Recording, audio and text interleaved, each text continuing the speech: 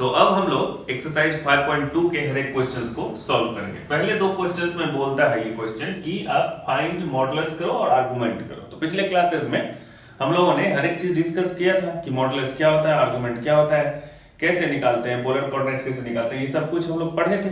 तो उसी पे बेस हम लोग अब यहाँ पे इसको सॉल्व कर लेंगे। मॉडुलस का सिंपल फॉर्मूला क्या होता है, मतलब अगर ये z है तो मॉड z आप इस तरह से लिख सकते हैं, है ना। उसी को हम लोग वहां पे r बोलते थे। मतलब ये जब एक कॉम्प्लेक्स नंबर होता था, ये x था, ये y था, ये r, यही मॉड z होता था। अगर ये पॉइंट z है तो, है ना। इसका लेंथ क्या होता था ओरिजिन से, x square plus y square, है कि नहीं। अगर z x plus i y दिया हुआ है तो मॉड z निकालने के लिए क्या करते हैं हम लोग कि रियल पार्ट ऑफ z का square plus imaginary part of z का स्क्वायर करते हैं। तो इतना करने की जरूरत नहीं है क्योंकि इसके अंदर कुछ भी हो, माइनस हो प्लस हो, स्क्वायर करने के बाद तो वही हो जाता है, वो x square plus y square. अरे बात समझ में ना, स्क्वायर करने के बाद तो पॉजिटिव ही हो जा रहा है।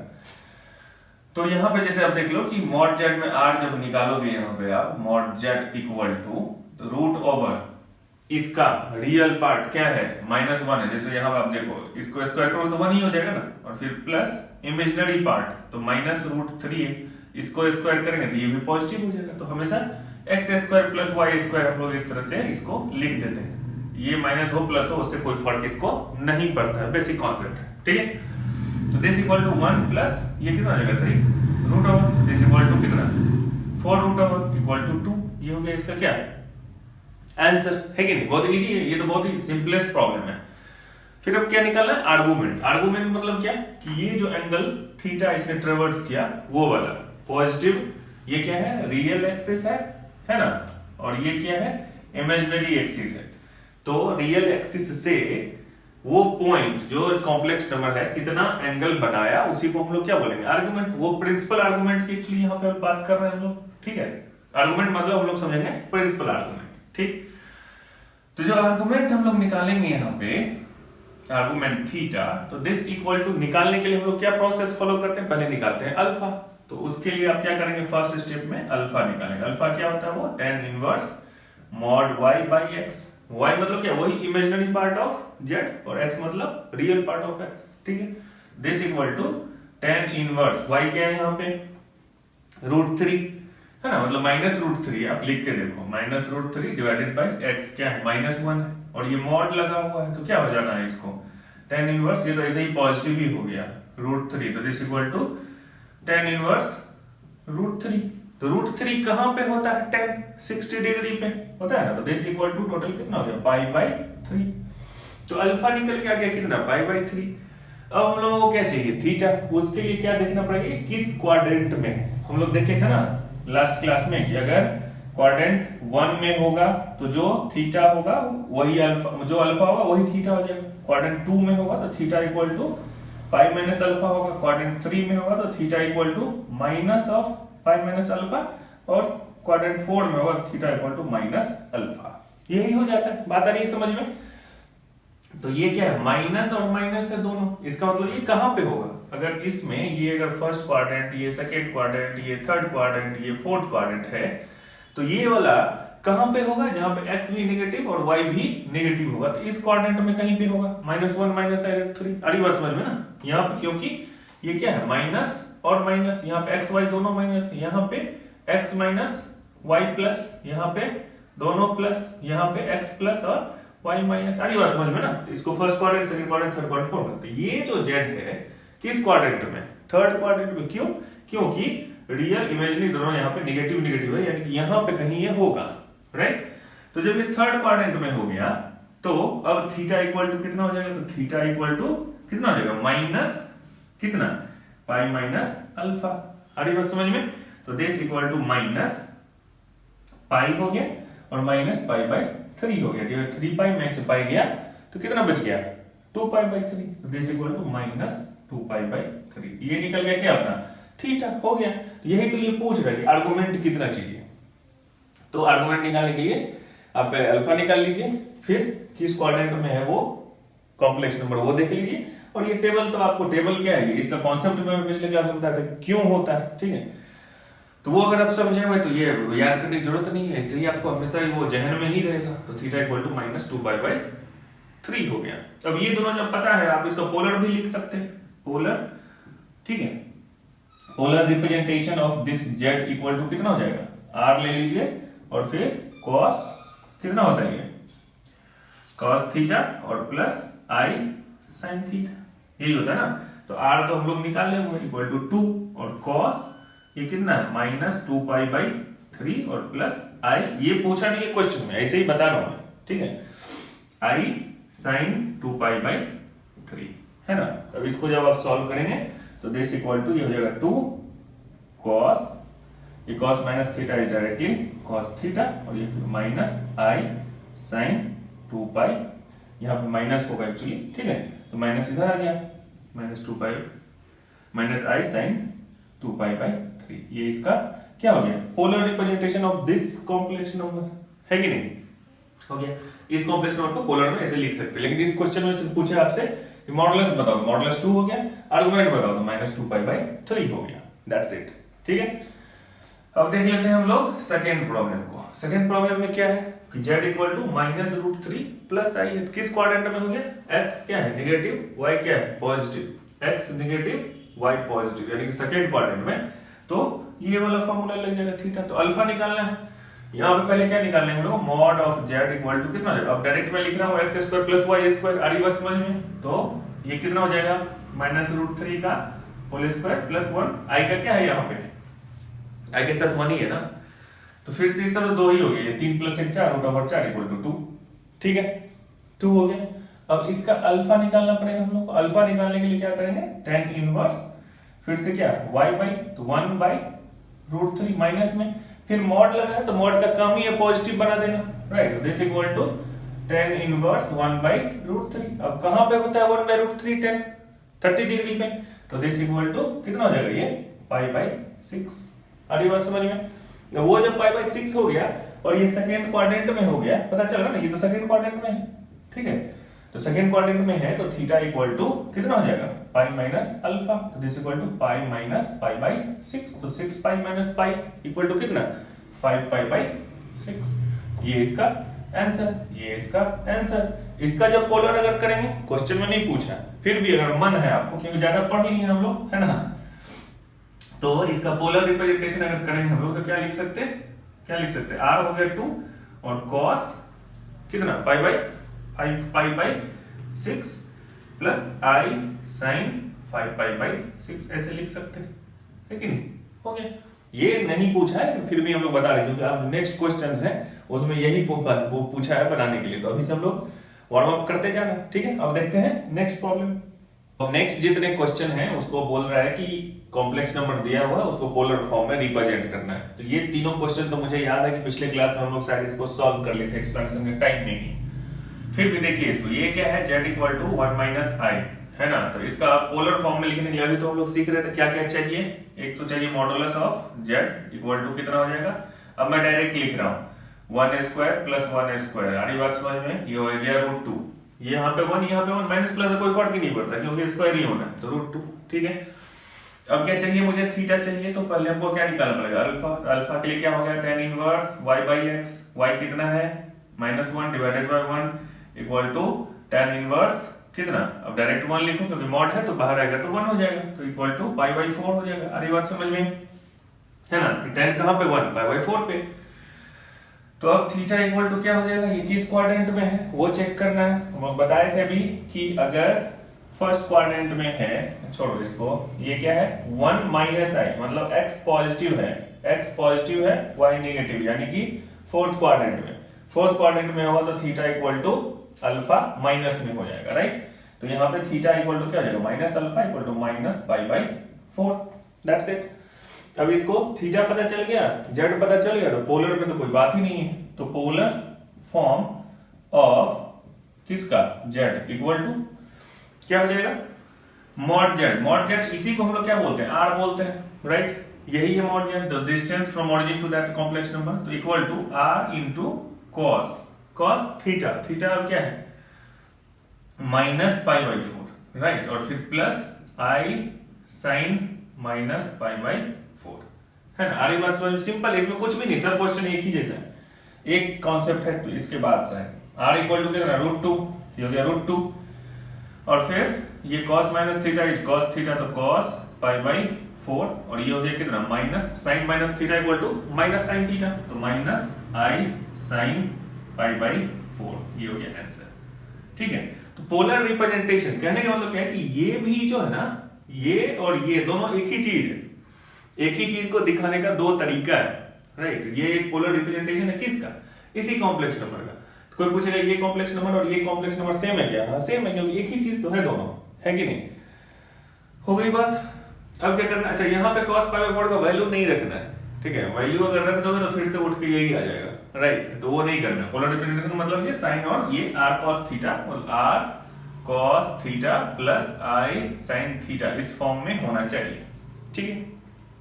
अब देख लेते हैं क्या ये क्वेश्चन, इसमें क्या है, फिर से इसका तो r सबका पता चल गया, r इसका क्या होगा √2, डायरेक्ट मैं लिख रहा हूं, उसका भी √2, क्योंकि माइनस प्लस पे तो डिपेंड करता ही नहीं है ना। इसका स्क्वायर प्लस इसका स्क्वायर तो √2 होगा, √2 के अंदर मतलब ये स्क्वायर प्लस ये स्क्वायर। इसका हम निकालेंगे क्या, alpha, alpha equal to tan inverse कितना y बाई x, इसको मान लो कि ये z एक कॉम्प्लेक्स नंबर है, ठीक, तो y बाई x तो इक्वल टू tan इनवर्स कितना हो जाएगा यहाँ पे 1 बाई -1, यहाँ पे भी माइनस प्लस लिखने की कोई जरूरत नहीं है क्योंकि ये मॉड ही है, तो इक्वल टू मतलब लिखो, जब मॉड हटाओ तो उस माइनस प्लस को हटा दो, tan इनवर्स 1 हो गया, तो फिर से ये कितना π/4 ही होगा। सारी बात समझ में। तो अल्फा भी सब जगह सेम ही होगा क्योंकि y बाई x देख लो, यहाँ पे भी +1 -1, यहाँ पे तो 1/1 तो 1 ही होना है, तो π/4 ही निकलेगा अल्फा। थीटा में चेंज होगा, क्यों होगा, क्योंकि क्वाड्रेंट पे डिपेंड करता है थीटा। ये किस क्वाड्रेंट में है, x क्या है नेगेटिव है ना, और y क्या है पॉजिटिव, सेकंड क्वाड्रेंट में आ गया। सेकंड क्वाड्रेंट में आ जाएगा तो theta equal to pi minus alpha हो जाएगा, यहाँ पे थीटा इक्वल टू अल्फा हो जाता है, यहाँ पे theta equal to minus pi minus alpha हो जाता है, ठीक है। ये दोनों याद है, दोनों को उलट दो, ठीक है, ये माइनस अल्फा और ये जो है तो ये माइनस हो जाएगा, ठीक है।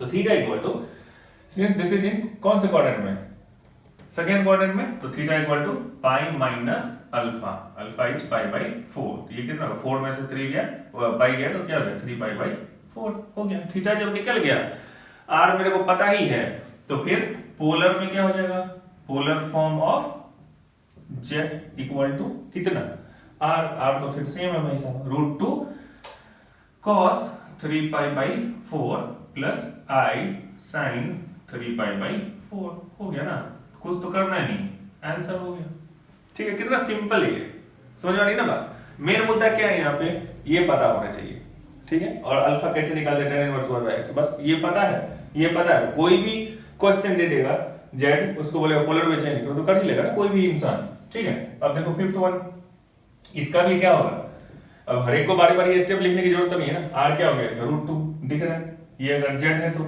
इसका क्या है -1, इसका -1, दोनों का स्क्वायर करेंगे तो 1 + 1 = √2, ठीक है।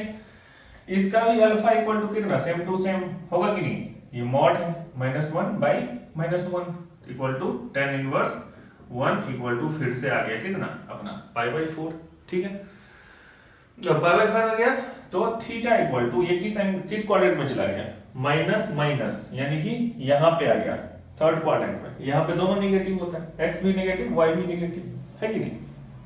तो अब यहाँ पे थर्ड क्वाड्रेंट आ गया तो क्या हो जाएगा, माइनस पाई माइनस अल्फा, तो पाई माइनस अल्फा तो अभी निकाले थे हम लोग कितना 3π/4, उसका माइनस, तो माइनस 3π/4 हो गया। थीटा निकल गया, थीटा निकल गया, r पता है, तो फिर से इसका polar form pf of z equal to कितना हो जाएगा, ये r क्या है √2 और cos में -3π/4 और फिर प्लस i sin -3π/4 हो गया।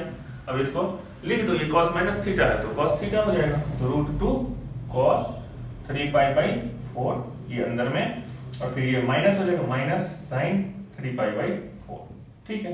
ये हो गया इसका आंसर, इतना इजी है ये, तो सिंपलेस्ट है। और एक्चुअली ये तो हम लोग शायद डिस्कस कर भी लिए थे लास्ट क्लास में, है कि नहीं। अब देखते हैं नेक्स्ट वन।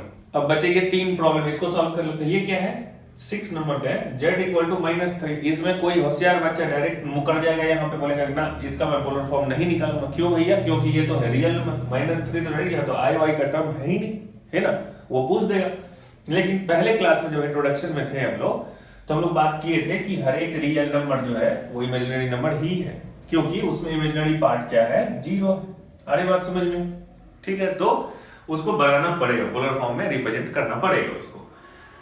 तो ये कॉम्प्लेक्स नंबर है, राइट। तो अब इसका जब निकालेंगे हम लोग आर इक्वल टू क्या, मॉड जेड इक्वल टू क्या, x square plus y square. इसमें तो वाई का टर्म है ही नहीं, तो रूट ओवर -3 का होल स्क्वायर, ठीक है, या प्लस 0 स्क्वायर, ऐसे भी समझो। दिस इक्वल टू कितना हो गया, ये 3 ही निकल के आएगा। 3 स्क्वायर इज 9, उसका रूट ओवर 3, तो आर इक्वल टू 3 निकल के आ गया। अब आगे यहाँ पे अल्फा का जब केस करेंगे, यहाँ पे तो -3 है। अब तो भैया यहाँ पे फंस गए आप, -3 ये तो किसी क्वाड्रेंट में आता ही नहीं। हम लोग ने पढ़ा कि ये क्वाड्रेंट, ये क्वाड्रेंट, ये क्वाड्रेंट, ये क्वाड्रेंट, 4 क्वाड्रेंट होता है। अब लाइन पे आ गया, बॉर्डर पे, तब क्या करेंगे, इधर नो मैंस लैंड जो बोलते हैं उस पे आ गया, ये है कि नहीं, ना इधर का ना उधर का। एक्चुअली वो है उस क्वाड्रेंट के अंदर ही। जब आप ये पढ़ते हैं कि -पाई प्रिंसिपल आर्गुमेंट कहां से कहां होता है, -पाई से पाई, और ये क्लोज्ड होता है और ये ओपन होता है। तो अगर कोई परफेक्टली रियल नंबर है तो किस एक्सिस पे होगा, इस रियल एक्सिस पे होगा, राइट। और कोई अगर परफेक्टली इमेजिनरी नंबर है तो किस एक्सिस पे, इस एक्सिस पे होगा, जैसे उस क्वेश्चन में। तो इस एक्सिस पे कुछ भी होगा, z इक्वल टू -3, 5, 9, 11, -30, कुछ भी हो रियल नंबर पे, तो वो इस लाइन पे कहीं भी होगा, है कि नहीं, कहीं भी होगा। तो इधर होगा तो थीटा तो डायरेक्ट यहाँ पे 0 दिख रहा है, 0 पे है, ठीक है। यहां पे अगर हो गया रियल पे तो ये π/2 है, ठीक है। यहां पे अगर आ गया तो ये पाई होगा, -पाई क्यों नहीं होगा, क्योंकि प्रिंसिपल आर्गुमेंट में -पाई हम लोग लेते ही नहीं है, राइट। तो ये पाई हो गया। और यहां पे जब अगर आ गया कोई लाइन, इसी चार्ट में कहीं पे हो सकता है ना एक्सट्रीम केस में, तो यहां पे होगा तो -π/2 होगा, क्योंकि इधर से घूम के जाएंगे हम, ठीक है। इधर से आएंगे तो फिर थीटा तो पाई से बड़ा हो जाएगा, समझ में आ रही है बात। तो इधर से जाएंगे और -π/2 बोलेंगे इसको। तो 4 केस हो सकता है, या तो इस लाइन पे हो कॉम्प्लेक्स नंबर तो ये 0 हो जाएगा, है कि नहीं, इस पे होगा तो π/2 हो जाएगा। थीटा, ये डायरेक्ट थीटा की बात कर रहे हैं, अल्फा की बात नहीं कर रहे हैं। यहाँ पे क्या हो जाएगा, पाई इस लाइन पे और इस पे -π/2। अब यहाँ पे देखिए ये क्या है, -3, तो -3 यहाँ पे अगर -1, -2, ये -3 कहीं पे होगा, यही पॉइंट है।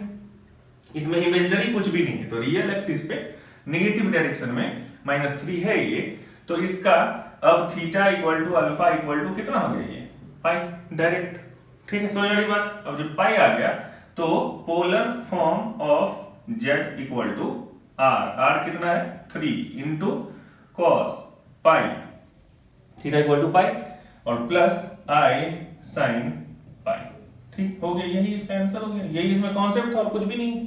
अब देख लेते हैं क्वेश्चन नंबर 7 को। ये भी तो इजी ही है, क्या है इसका r कितना हो जाएगा बताओ, रूट ओवर ये स्क्वायर प्लस ये स्क्वायर कितना हो जाएगा, ये √3 का square plus 1 square, this equal to 3 प्लस 1, तो फिर इक्वल टू 2 आ गया, है कि नहीं। ये 2 आ गया, इसका आप क्या निकालेंगे, अल्फा निकालने के लिए क्या करना पड़ेगा हम लोगों को भाई साहब, tan inverse modulus of y/x, तो 1/√3 है ना। तो दिस इक्वल टू ये कितना पे होता है, 30 डिग्री पे होता है, तो tan इनवर्स अब ये कितना हो जाएगा, डायरेक्ट π/6, 30 डिग्री पे होता है तो π/6 हो गया। अब ये किस क्वाड्रेंट में, फर्स्ट क्वाड्रेंट में है, तो कोई इशू ही नहीं है। फर्स्ट क्वाड्रेंट में थीटा इक्वल टू अल्फा होता है, तो इक्वल टू π/6 हो गया, नो इश्यूज। तो अब polar form of z equal to r कितना है, अच्छा r cos थीटा पर लिखते हैं, तभी से नहीं लिखे r cos theta i sin थीटा, इसी फॉर्म में लिखना है। तो r equal to 2 cos π/6 plus i sin π/6 हो गया इसका आंसर, और तो कुछ नहीं है ना इसमें। अब एक लाइन इसमें भी दिमाग लगाइए, z इक्वल टू कितना है, i है, तो इसका जब r निकलेगा जो मॉडुलस z होता है वो कितना आ जाएगा, √1 स्क्वायर, इसमें क्या है प्लस 0 है, यही है ना, रियल पार्ट उसमें 0 है, इमेजिनरी पार्ट में कितना है 1i, तो 1 स्क्वायर प्लस 0 तो इक्वल टू 1 ही हो गया, इसमें तो कोई इशू ही नहीं है।